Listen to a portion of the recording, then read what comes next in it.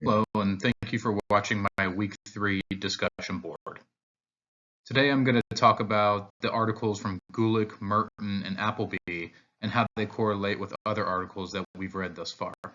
The first article is Gulick's Notes of Theory of Organization.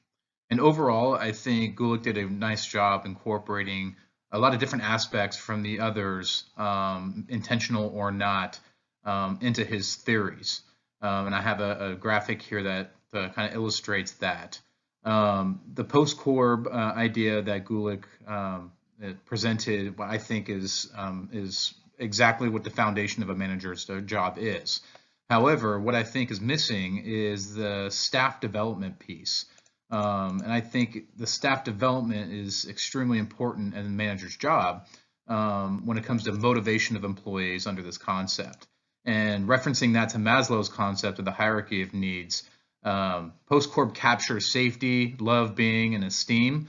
However, self-actualization, I think, is missing. And at some level, a manager needs to help a high-performing employee with self-actualization through that development piece, really to keep them motivated and to develop future leaders for the organization.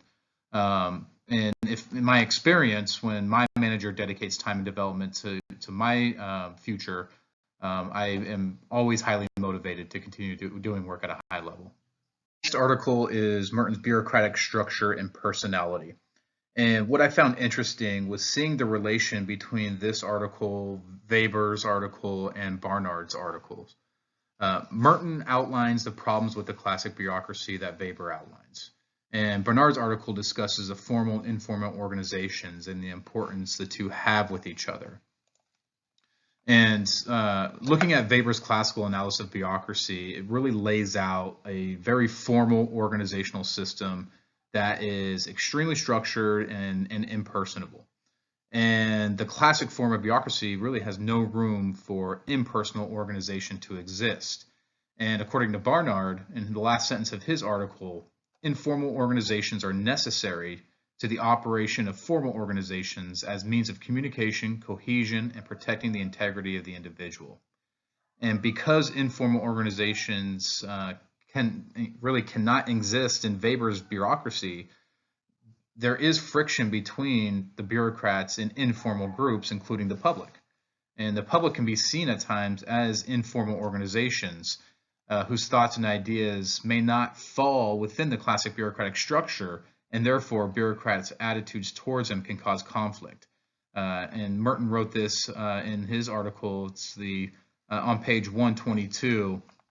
The personality pattern of the bureaucrat is nucleated about this norm of impersonality, both this and the categorizing tendency, which develops from the dominant role of general, abstract rules, tend to produce conflict in the bureaucrat's contacts with public or clientele. The final article is Appleby's Government is Different. In my opinion, really Appleby's article is a continuation of Leonard White's 1955 article, Introduction to the Study of Public Administration, where White discussed the scope and nature of public administration. And the similarities I saw between the two was the common theme that administrators need to be people of action and efficiency.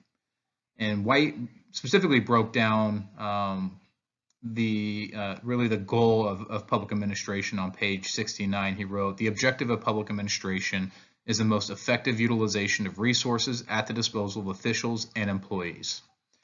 And what Appleby explained is more of the why behind that. And really his explanation was that public administrators are under major scrutiny by the public, which private organizations are not.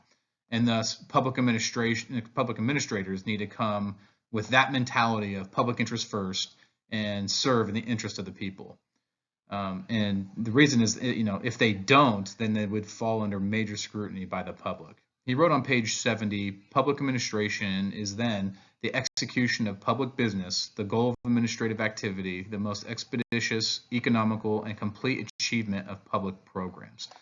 And I completely agree with this. And if it is not done, and then to Appleby's point, we will be under major scrutiny by the public. you very much for watching my presentation. I look forward to seeing your roles. Thank you.